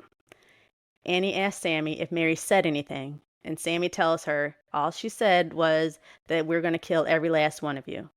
Annie asks, she said we? Annie tells Smoke that they need to move his body outside. They need to get Stack out of there. Smoke yells at her not to touch him, and Annie tells him, you shot her and she kept running. That doesn't happen. This is a haint we're dealing with, or worse. And so real quick, a haint is from African-American Gullah Geechee culture, and it's a ghost or evil spirit. That's what they call it. And it's Never one that heard that. takes over a person's body. How do you spell that? I spelled it Haint, but I sounded it out just for me. Okay. I don't know. Okay, I'm not no, really yeah, sure. I'm just Yeah. curious if I wanted to go down a rabbit hole later. I would just sound it out. Okay. Google will find it for you. All right. Annie tells him that they need to keep everyone inside and get the dead outside. Smoke says no, his brother is staying here. He asks Annie if she has any sort of magic to do that she can bring him back, and she says she can't. They reach an agreement and decide to keep Stack's body in the building, but it needs to remain locked in that room. Grace tells her husband, Bo, that they need to go. They have to get out of there. Bo wants to stay and help, but Grace is scared and she just wants to get home to their daughter. So Bo agrees and says he'll go outside and get the car.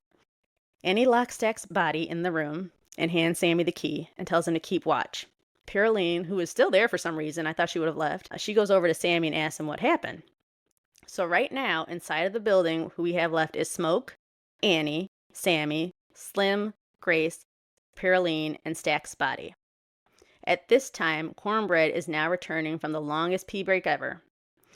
Cornbread saunters up to the door and stops right at the doorway. And so the front door that they've been letting people in and out of all night is directly across from the room that they have Stack's body in. Just so you can picture this better. Slim asks Cornbread where he's been for so long, and Cornbread tells him he had to use the bathroom. Why? He then notices Smoke covered in blood and is like, "Whoa, what happened?" Smoke tells Cornbread Stack is dead. "What the fuck happened to you?" Cornbread is wide-eyed and tells Smoke he's sorry. He says to the group, "All right, well, just let me in so I can help." And he acts like he's about to take a step forward when Annie tells him, "Hold on. Ooh, Why do you need him to do that? You're strong enough to push past him." Cornbread tells her he's not going to do that because that wouldn't be polite. And then he tells Annie to shut up after saying that wouldn't be polite. He tells her to shut up. I'm talking to Smoke. See, Annie's observant. I like that. But remember, she's also the root worker, so she's familiar with a bunch of stuff. She's going to pick up on stuff that other people won't. Right. In this realm. So says, "No, you're not talking to him. You're talking to me right now. Why can't you just walk your big ass up in here without an invite?" And Smoke watches the two of them back and forth, and he's starting to get suspicious, and I think he's starting to believe Annie. Annie tells Cornbread, "Say it. Admit to it. Say you're dead. That one of those white folks out there killed you, and you're a haint now." The whole group watches intently to see what will happen next. Cornbread laughs and looks at Smoke and is like, "Come on, you listen to this nonsense?" Cornbread says, "We should all be kind to one another and polite, and we shouldn't just barge into someone's place without being invited. So," and he swings his arm forward in a gesture to say, "Let me in." Smoke looks at him and says, "You've been in and out of here all day without needing an invite. Something's not adding up." Cornbread tells Smoke he thought he was better than that, now he's just acting like the white man. So Cornbread turns like he's about to leave and says, "Can I at least get my money?" Smoke reaches into his pocket and pulls out some cash. Annie warns him to be careful. Smoke goes to reach across the threshold and hand Cornbread the money, and the moment his arm is out of the safe zone, Cornbread grabs Smoke's arm, pulls him out of the building, and goes to bite him. But Smoke, thankfully, is quick with the gun and blows away Cornbread's jaw before he can even get his teeth in. Oh gosh, I'll look away at that part. Yeah, it's a little gruesome. Cornbread is only down for a moment, but it's long enough for the rest of the group to get Smoke back inside and close the door. Annie quickly examines Smoke for bites, and he tells her he didn't bite him. The entire inside group is justifiably freaked out, and Slim is both too drunk and not drunk enough for this, and he has told the group that he thinks he just shat himself. Just then, from directly behind them, they hear a little coming from the room that they lock Stack in. So he's knocking at the door. This was just creepy. giving chills. That is so creepy. Sammy goes up to the door and puts his ear up to it. I'm not sure why he did this because the knock was pretty clear. I don't know what else you're listening for. After you think a dead body's in there, I don't know why you got to press your ear up to it. But who's he talking to in there? And while his ear is pressed against the door, a blade comes shooting through the wood and misses Sammy's nose by inches. Inside the room, Stack tells him to let him out. Smoke goes up to the door and talks to him and says, "Stack, you lost a lot of blood there. You all right?" And Stack looks down at himself and is like, "Oh yeah, looks like I did." He tells his brother that he's feeling much better now. And Grace says, "I thought you said he was dead." And Annie says, "He was." And Grace says, "Well, then how is he talking to us?" Pearline, who's still trying to catch up to what's actually happening, is like, "Well, that's good, right? He's alive. He's okay." Annie tells Smoke, "This is not your brother anymore." Stack tries to appeal to his brother's sentimentality and reminds him of all they've been through together. Sensing that Stack is very likely going to be either let out of this room or will break out on his own, Annie runs away from the group to grab something, because she has an idea of what these things might be, if they aren't haints. Smoke walks away from the door, and Sammy walks towards it. Stack uses all of his vampire strength to bust down the door right on top of Sammy. So I think in the trailer, I saw a clip of this, and he's like banging his head into the door or something. No, I don't think he's really like, well, I mean, he's like pounding the door, but I don't recall him hitting his head. Okay. Well, I don't know if it was this part. Maybe it was a different part, but there was a part where he kind of was using the top of his head, I felt like, to maybe to help push himself out, but I don't know. That might not have... was made the edited cut of the creepy. movie, and it made sometimes they keep stuff in the trailer that may not That's make true. That's cut possible. because I but don't that really. part creeped me out. Yeah, It was I like don't he was remember. moving in a weird, like, jittery way, and Hmm. it just gave me the They creeps. did have like So- where the camera looks like it's looking underneath the door and he's looking down. That could be what it was. That might Yeah, be he it. has his head pushed Pushed on the it- door, yeah, but but I he don't wasn't, remember like, like banging it or slamming okay. it. Yeah. Yeah. Okay, maybe Yeah. that's the part I'm thinking of, but either Mhm. way, it creeped me out. Yeah, so he has now busted down the door on top of Sammy. But before he can make his next move or bite anyone, Annie is back and has a jar full of some liquid, and she splashes it on Stack. He cries out in pain, and his skin starts to smoke, and he runs out of the front door and into the night with the others.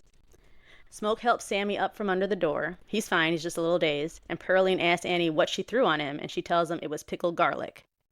Annie now knows exactly what they are dealing with. She says these are not haints, like she thought, they are vampires. Nice, they kept the garlic thing in there too. Grace starts to panic about what may have happened to her husband, and she's scared for her daughter. She wants to leave and go out and find him.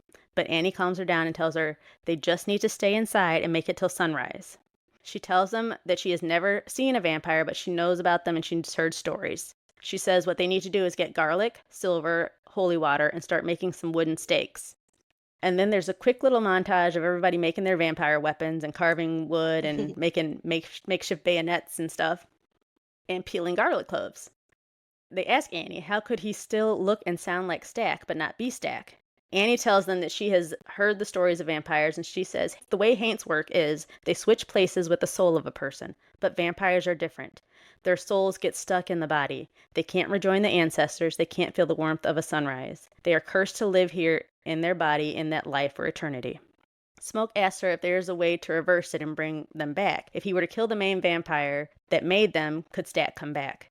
Annie tells them that while vampires do have a connection with their maker, each vampire will live on even if the one that made them die. The best thing they can do for Stack is to free his spirit from this curse by killing him. And she says the only way that they can kill them is sunlight or a wooden stake through the heart. Smoke asks why did this happen, why tonight? And Sammy says it's because of my music. And his father had warned him about the evil that's drawn to that music. Slim tells Sammy that the devil has come for him many times before, and if he wants to get Sammy or any of them tonight, he'll have to go through his old friend Slim. As they continue to prep, Annie and Smoke talk privately, and Annie makes Smoke swear to her that if she gets bit, that he has to kill her with a stake through the heart right away before she turns. She doesn't want to become one of them. Smoke says no, that's not going to happen. But she looks him in the eye and tells him that it's okay. She has someone waiting for her on the other side, and so does he. Their son's waiting for both of them. So he makes that promise to her. Suddenly we hear Pearline scream and call out for Smoke. They find a body in a room somewhere, and it's the guy who got his face cut by that other guy after the dice game incident. Mm-hmm. They find him laying face down in a pool of blood. They don't know how he was killed, but they have learned now that they need to act quickly and get his body outside. When Sammy and Stack are outside with the body and they just kind of throw it near the front door, Sammy hears some music, and he stops to listen. They look over, and in the distance, they see all of the patrons from the juke joint are now vampires, and they're out just beyond the parking lot, walking around in a circle, while Remick is in the middle of the circle, and he's singing some sort of Irish dirge-like song. His face is covered in blood, so he is recently fed, and his eyes are glowing red. How did they all? When they kicked them Remember, all out. he made everybody yeah. leave. When Stack got killed, they said shut it Mhm. down, and so Bo So and those guys everyone left, they ushered yeah. everybody out. Okay, I forgot that part. Okay. Yeah. So that's why there's only that small group left inside. Those are the people who stay behind. Well, because I was like, well, why don't the vampires just wait everybody out? But then if they're partying till the sun comes up, Right. that's not Mhm. going to help them at all. Mhm. So Yeah. Kelly, Damn. did you, or Mhm. probably Allison hasn't seen it. Did you think at all about From Dusk Till Dawn, like during this, or? I haven't seen Dust Till Dawn. I have seen that Yeah, actually. you know it. You know Yeah. damn well. Leah? I have seen it. It's been forever, but I have seen it, and I really actually like that movie. I did too. And the concept of all these people getting trapped in a bar together, you know, with vampires that reminds guess I me need of to that see a little it. bit. Yeah, the one with Yeah. Selma Hayek where she looks like the Oh, hottest yeah. anyone's ever looked I love ever. her. She's so pretty. She's Incredible. so pretty, and in that movie, she's so sexy. I think you like that movie, Kelly. So. I do love a vampire movie. I don't know why I Yeah. haven't seen it. It's got George Clooney in it. Oh, okay. George Clooney and I mean it's by what's his name? Pulp Fiction. Tarantino. Tarantino? Yeah. Oh, Yeah. Well, I would like it. It's just Okay. surprising cool. that I like it because I'm not really a fan of his too much, but Oh, really? yeah, I I mean, mean, his I don't like stuff's him as always a weird person, and gross. but and- I like the movies. So. Yeah, I do like his movies. Yeah. So- Okay. So Like I said, all the patrons from the bar are out walking around in a circle as Remick is in the middle singing. His eyes are glowing red. And so Sammy and Smoke don't need to hear anymore, and they rush back inside before the beat drops on whatever this song is, and things start getting wild. And sure enough, the beat does drop, and the song's tempo picks up, and they start clapping and dancing. And you can't see everyone's face clearly. Many of it are in shadows, but you do see a bunch of glowing eyes, like red and yellow eyes, dancing around. And it's really cool visually. Ooh. Then suddenly, Remick really gets into the song, and he busts out and starts river dancing for his life. No. Back inside, the survivors now each eat a clove of garlic to prove to one another that none of them are vampire. Pearline and Slim struggle eating the garlic to keep getting it down, and Pearline doesn't want to eat it at first. Smoke has to resort to pulling a gun on her to get her to eat it. So seeing that none of them are vampires, they can't figure out how that extra guy got killed. And Annie asks Smoke, "Are we sure that was blood?" They go back over to where the spot was, where the man was face down and what looked to be blood, and Smoke smells it, and it turns out it was red wine. Oh, no. That man had just, understandably, drank himself into passing out. So now that's when that wine-drunk man that they just put outside comes to. He's still human, and he goes to knock on the door to be let back in because while he may not fully understand what's happening and that vampires are now involved, what he does see is that there are a bunch of black people out in the distance clapping and dancing around an Irish guy doing a little jig in the middle of them with his legs flailing every which way from the kneecaps down, and That's he's weirded funny. out, and he knows he doesn't want any part of this, and he wants to go back in. So he starts pounding on the door, begging to be let back in. The group inside rushes to the door to open it, because if he can get in on his own without them saying come in, he's good. But unfortunately, they don't make it to the door in time. And just as they open it, they see Cornbread tackle the man to the ground and bite his neck. Also, Have a jaw? yeah. He still has upper teeth for the most part. Okay. All right. Yeah. You'll just have to see his face Still looks making it gross work. at this point. Yeah. But he's still able to bite. Also out there is Beau, which is Grace's husband, and he's calmly walking back to the door to get Grace. Grace wants to run to him, but she stops herself from going outside. And Beau is friendly and smiles and is very casual, so before he even gets to the door, we know he's a vampire because he's way too calm for this. He tells Grace to come outside with him and get in the car so they can go home to their daughter. Beau doesn't acknowledge or even seem to notice that right next to him, Cornbread is basically eating someone.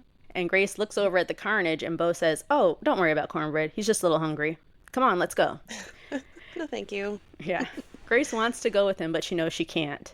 Beau walks closer to the doorway, and he says, "Or you can just let me in, and I can grab our things, and we can go." His eyes are now glowing. Annie tells Grace don't listen to him, and Smoke tells her they're going to figure a way out of this. So now Remick has finished his dance number, and he shows up at the door, and he talks to the group. He tells them that he is their only way out. And like a cult leader, he says that if they just join him, they can all fellowship again and be together forever. Remick tells Grace that due to the vampire hive mind that they all now have, everybody knows everything about the other. And Beau has told them everything about her and about their daughter. He tells them to let them in or they will go to the grocery store and pay their daughter Lisa a visit. And that breaks Grace. She tries to lunge at him, but the group pulls her back in. Sammy says Remick is the devil. And Remick tells Sammy that he is the reason he is there. He tells Sammy that he is trapped here, but he wants to see his people, that he lost probably centuries ago, and Sammy's music can help bring them back to him. So Remick offers a deal. Give him Sammy, and he will leave the rest of them alone and let them live. Sammy starts to walk out to sacrifice himself, but they don't let him, and they stop him. Now Stack and Mary come to the door, being all loud and giggling and carrying on. And Remick tells Smoke and the group what they built here tonight was beautiful, but it was built on a lie. The clan and the clansmen that sold him the place are never going to let them keep it. He tells them that the very man that sold him that place earlier today is the Grand Dragon of the clan. And Remick points to the man that he arrived there with. So that couple they arrived with, that we know that we're clans people, that's the Grand Dragon's nephew. Oh. And he says, and because that hive mind thing, he knows that it's true that he was planning on killing you the next morning anyway. Stack walks up and puts his arm around Remick and tells Smoke that everything he's saying is true because they can all see each other's memories. Remick offers to kill the clansmen for them, and Annie asks them to just go and leave them alone. Mary tells her, "We're not going to leave without y'all, we're family." She says after we kill y'all, we can all have heaven right here on Earth and be together. Just then, the newest vampire that Cornbread just killed wakes up. Stack tells Smoke We were never going to be free. We were always going to have to keep running, but now this is freedom. This is the way. Together forever. And he doesn't want to do this without him. Stack asks Smoke, so what's it going to be? Smoke steps forward, wanting to go outside to be with his brother, but now it's Sammy that stops him from going. They all go back in and shut the door. Inside, Smoke's nerves are shot, and Grace is fired up and ready to go to war and die now because her daughter has just been threatened. And I think, this is just me, I think they should have let Grace go out when she tried to.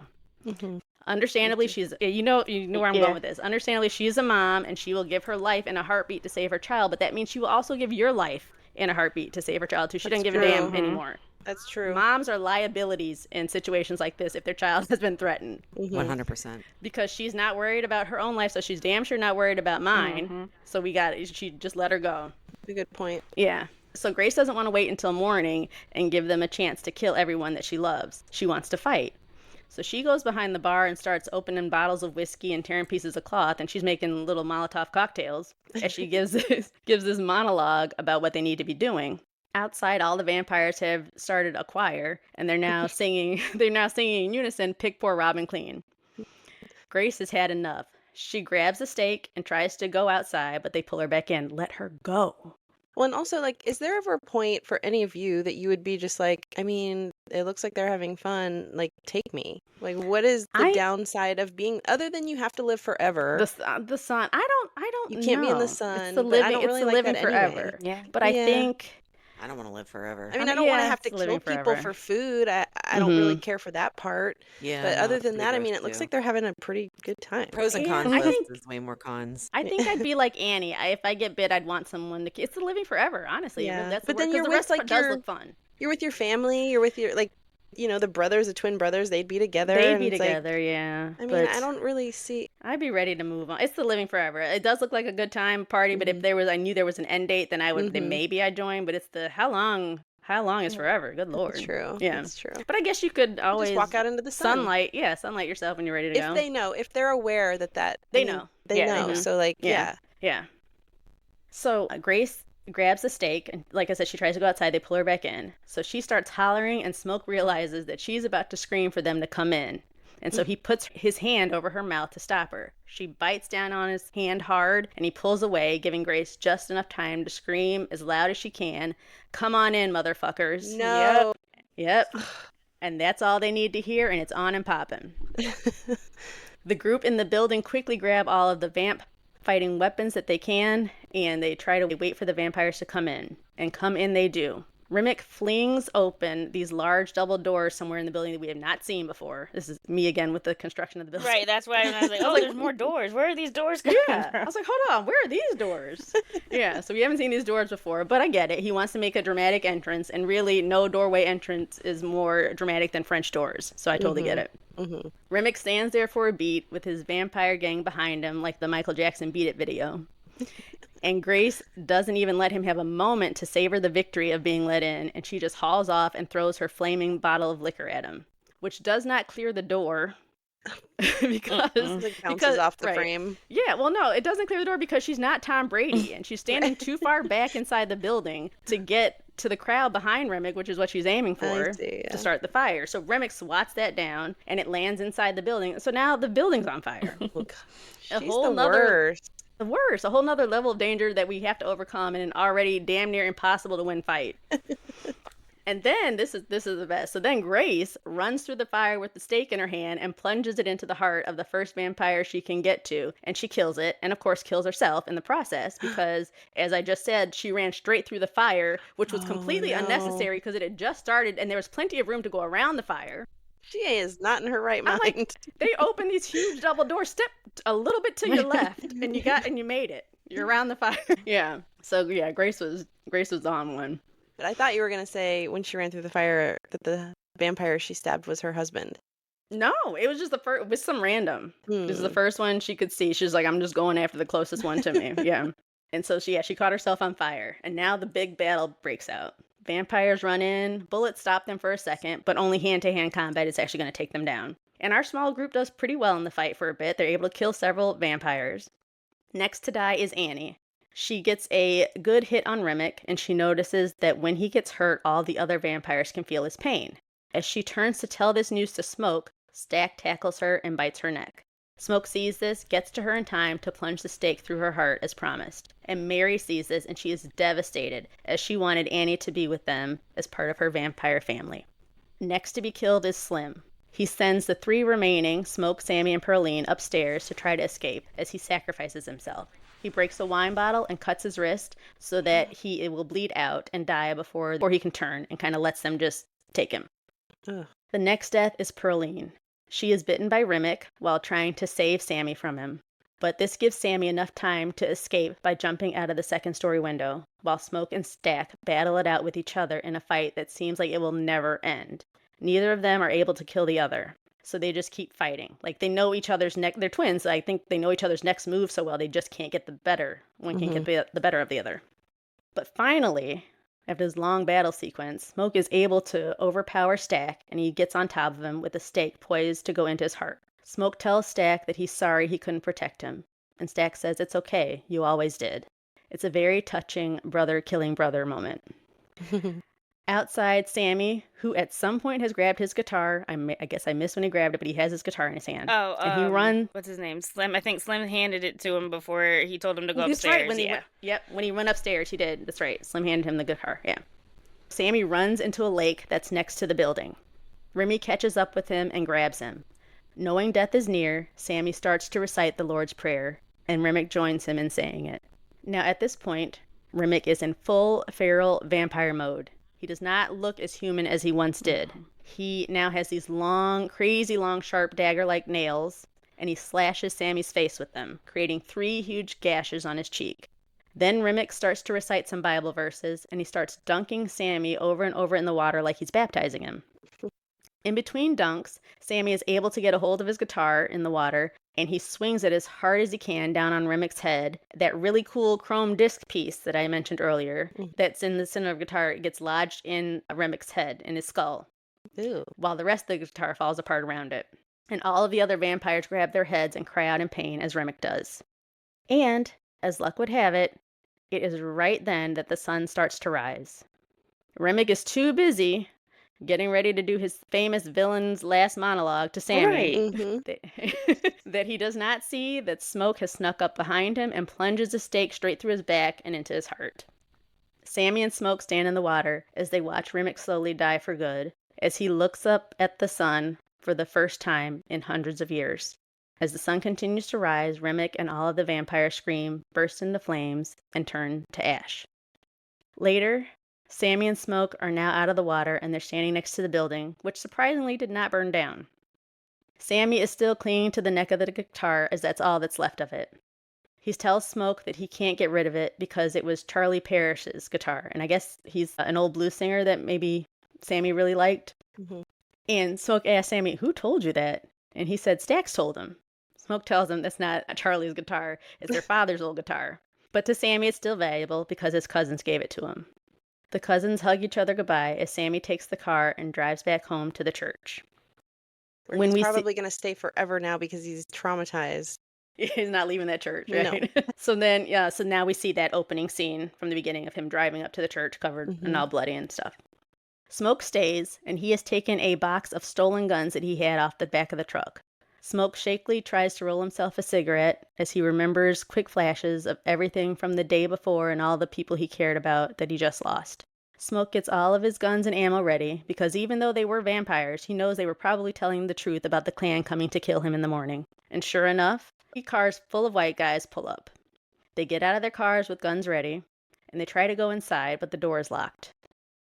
Seconds later, they are met with an ambush. Off behind the trees, Smoke has set up a sniper rifle and he starts picking them off one by one. Nice. The men fire back, and Smoke emerges from the trees and keeps shooting until he empties that gun. Then he grabs a Tommy gun that he has hidden from the ground and takes more of them out. One car tries to escape, but he tosses a grenade into that cab as it drives off. Oops. The car explodes, but just before it does, a man in the bed of the truck is able to get some shots off into Smoke's stomach. Oh no. Last left, though, and trying to crawl away from Smoke is the Grand Dragon, the man that sold him the place. Smoke stands over the man and asks him if he has a cigarette. The man tells him to go to hell. And then he watches Smoke load a new magazine into the gun and decides, you know what, maybe I do have a cigarette. And so he hands Smoke his entire pack of cigarettes. Smoke takes it and lights it, and we can see Smoke is starting to totter and fade as he's slowly dying. Smoke then collapses to the ground. Not dead yet, but fading fast. Just then, Smoke hears the sound of a baby cooing and looks over and sees sitting next to him is Annie, dressed all in white, and she's breastfeeding their baby boy. Annie tells Smoke, Elijah, if you put that cigarette out, I'll let you hold him. I don't want all that smoke to get on him. He puts it out and reaches for his baby. His hallucination is interrupted by the Grand Dragon begging for his life as he's bleeding out also, and he offers to give Smoke money. Smoke, now fresh out of fucks, looks at the man, picks up the machine gun, and fires all the rest of the bullets into him. Yay. I was hoping that would happen. After that, he puts the gun down and reaches for his son again and holds him. He smiles at Annie and his son and tells the baby, Papa's here. Oh. I know. It's kind of a sweet little wait. I liked how they did that, show that he has died and crossed over. Yeah. Oh. It then cuts over to Sammy. He's still in his bloody clothes and he's clutching the neck of the guitar and he's crying and he's driving away from the church and out of Mississippi. The final scene of the main movie, we see an old man on stage and he's in front of a crowd playing an electric blues guitar. The screen goes black and the text on it reads, Chicago, Illinois, October 16th, 1992. We go back to watching this old man play on stage as the credits roll. And then we get a close-up of the man's face and you can see 3 scars on his cheek that he got from a vampire decades ago. And we know that this old blues musician is Sammy. Oh my gosh, I love that. So that's the end of the main movie. So we're going to go to the mid-credit scene because they marveled it up, which I love, extra credit scenes. So Well, I knew that there was the end credit, but I didn't know there There's was two. a mid-credit too. So the mid-credit scene, we are still at this bar where Sammy has finished playing the blues. It's 1992. He finishes up his performance on stage and he's having a drink at the bar. The security comes to him and tells him that he has 2 fans out there that want to meet him. He said, I told him it's late, but they wanted me to ask anyway. Sammy says, yeah, it's okay. Send him on in. And in walks a young man and woman, all decked out in loud, colorful, early 90s hip-hop streetwear. And it is Stack and Mary. Oh my gosh. I know. They sit down at the bar next to Sammy and order a drink. Sammy looks at both of them and asks, how? Stack tells him that his brother just couldn't kill him, but he made Stack promise that he would stay away from Sammy and let him live his life. Stack looks at Sammy and says, you won't be much longer now. I can make it so you stick around. And Sammy tells him that he's seen enough of this life and he doesn't want it to go on any longer than it has to. Especially, don't make me a vampire when I'm At that old. right? I gotta be young and hot. Yeah, I wanna be a vampire. exactly. Yeah. That's what I'm There's an saying. age where it's just like, no, please. Like, if I get bit at a certain age, it's like, can Yeah. you just finish the job? Exactly. Do not let me come back. Yeah. I agree. Stack tells him that he and Mary have all of Sammy's records, but he doesn't like the electric guitar stuff as much. So for old time's sake, Sammy pulls out his acoustic guitar, that same one, and he's had it completely rebuilt because he still had that silver piece in the middle and the neck, so he had the rest of it rebuilt. What was going to happen with the guitar from the very beginning? Sorry. That it was going Knew to it. keep appearing, yeah. Okay. And so he plays the song for them. After playing, Sammy tells his cousin Stack that he still wakes up paralyzed in fear sometimes, remembering that night. But that day, before the sun went down, that was the best day of his life.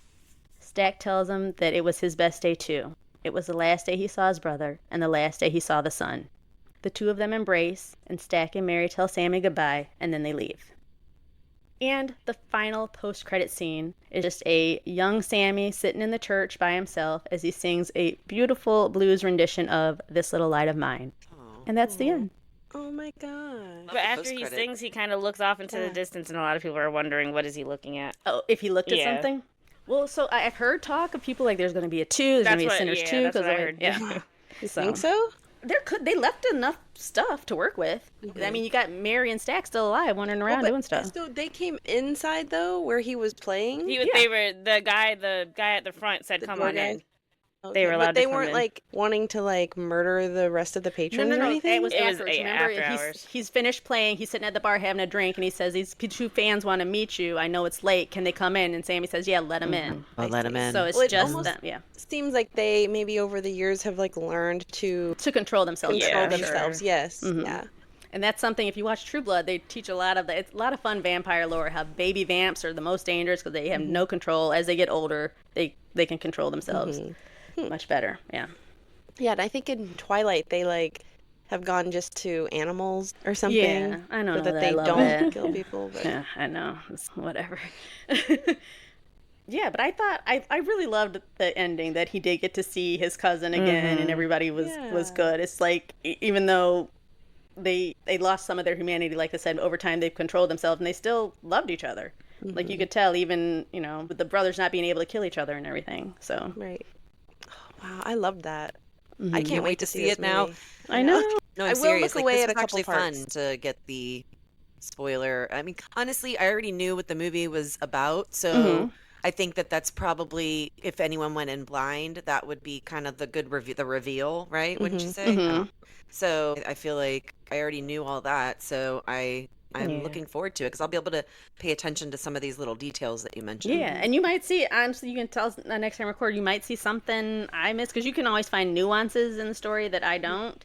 And with it being so long, I didn't do as much details as I normally Well, do. yeah, So I you did couldn't, kind or it of, would have like been. that fight scene, I wasn't going to go, Right. just decided to say, here's who dies, how they die, and what order. I will say, Yeah. Well, my boyfriend went into it completely blind. He had no idea what the movie was about, and so when that part where he does bite the clansman's nephew or whatever, he turned to me and goes, "It's a vampire movie." Oh, he had no did he get idea. excited? He got really excited because he loves vampires. Ooh, yeah. See, they definitely should have kept that out of any of the They trailers. should I have. feel think like so. Because yeah, I he didn't agree. want a I mean- trailer or anything. He's just like, I don't know what this is. social about. media would have ruined it for everybody eventually, but if you stay away from enough of it, you could have probably Like ended with up seeing it Barbarian, without I knowing. went into that movie having the trailer showed pretty much nothing of, Nothing. I was beyond that door. clueless.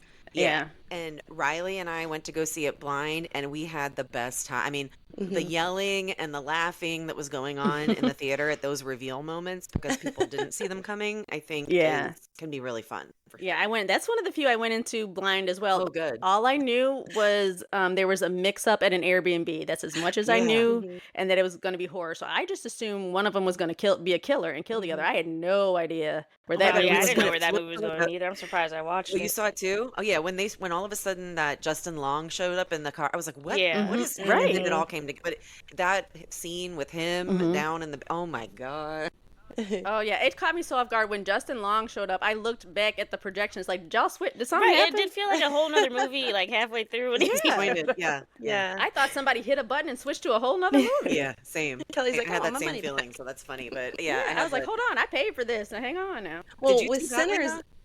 I did watch Barbarian, and Oh, it was we've all fun. seen and that movie. I Oh, think that's it the was first. it PG-13? That's probably why I watched it. It's quite comical and It much is. more of a satire, I think, than it is Yeah. a horror movie. But Right. yeah, That stuff I can handle. It's when it Yeah. gets super gory or super, like, the gross parts are really what bothers me. So this part, I'm gonna look away at a few scenes that you And now you talked know about. when it's coming, when there might be Yeah, some gross stuff coming. exactly. So But yeah. I'm really curious to see the music. I've heard great things about So the good. music and just the cinematography of it all. And I mean, of course, too, Michael B. Jordan. I'm Right. so in for that. So I can't wait. This has Yeah. made me Yeah, more two excited Michael to B. see Jordan. it. I mean, come on, Yeah. seriously. That was the Yes, first it's interesting thing. to see when one's the vampire and one isn't. I think that'll be interesting to see the difference Oh, between yeah. his acting. Right? 'Cause the one brother becomes, Yeah. and Yeah. the other doesn't. Well, I'm Make kind sure of that mad was- at Haley Steinfeld. Why? Well, She didn't do She it. didn't know. But the thing is, I can't. See, Leah's like the people on Black Twitter because they are also mad at her. They're like, no, whiteness is what started all this. I'm like, well, hold on. She was trying to help. right. Like, Well, but it's like he didn't want her around. She kept coming around, and she's the one who ended up bringing all the chaos Yeah. back to them. yes, She did. So That that's why I'm was mad at her. fault. Yeah. yeah, it wasn't intentional, but yes, it kind of was her. Yeah, But I do like her, and I'm interested I to do see too. her performance too, because I've seen her in other things, and I think she's Yeah, me great. too. Awesome. Yeah. I can't wait to see this now, actually. I'm more excited to see it. So, yay. Well, I hope you go to see it tonight. yeah, Yeah. we're supposed to. Okay, As long as I don't good. drop out before then. But yeah. Well, let us know. Let us know, because I did my best to describe stuff, but some stuff's so visually cool. You can't like that montage, that ballet dreamlike scene. It's so cool. You're gonna Oh, I love can't it. wait. Yeah. Man, it must be really good for you to have sat through it 3 separate times, and it's over 2 hours. I know. You don't. I It was doesn't surprised. feel like it's that long. It at doesn't all. feel like it at all. Yeah. I didn't notice until I was writing. I was like, "How? Wait a second now. How long is this? Is this movie?" Can't wait. I don't even care. Yeah. I'll go by myself. I don't mind. We went yesterday. The theater was still packed. Still, Really? yeah. Was it really? Yeah, I went Friday at the first showing, which was 12:50, and I was surprised how many people were in there. Yeah. Oh, good. I like a matinee, so Me too. Yeah, that's That's what right. Because Saves I me a like little going to money. theater by myself, so I always try to go to the earliest showing. Yeah, if we go today, it has to be later because my daughter has some plans with her friends, and Yeah. she and I were going to go see it. So Cheap, so I like to go early when the tickets are a little I mean, we cheaper. went at like 2:15. They were still like 25% That's my off. motivation. So that's when we went. All right. Well, thanks, Well, Kelly. thanks, That was Kelly. so Yeah. awesome. I cannot was wait, and I'll awesome. definitely let you know when I see it. Yes. Me Thank too. you, everyone. So next week's episode is going to be a little different. We're not recapping anything. We did a special little Mother's Day interview with our moms, a little tribute to them, and they talk about their favorite horror movies or if they like them or not, and we just kind of talk to them. But then after that, we will start with Lovecraft Country. Yay. So Yay. thanks, everybody. All right. Thanks. Talk to you later. Bye. Bye.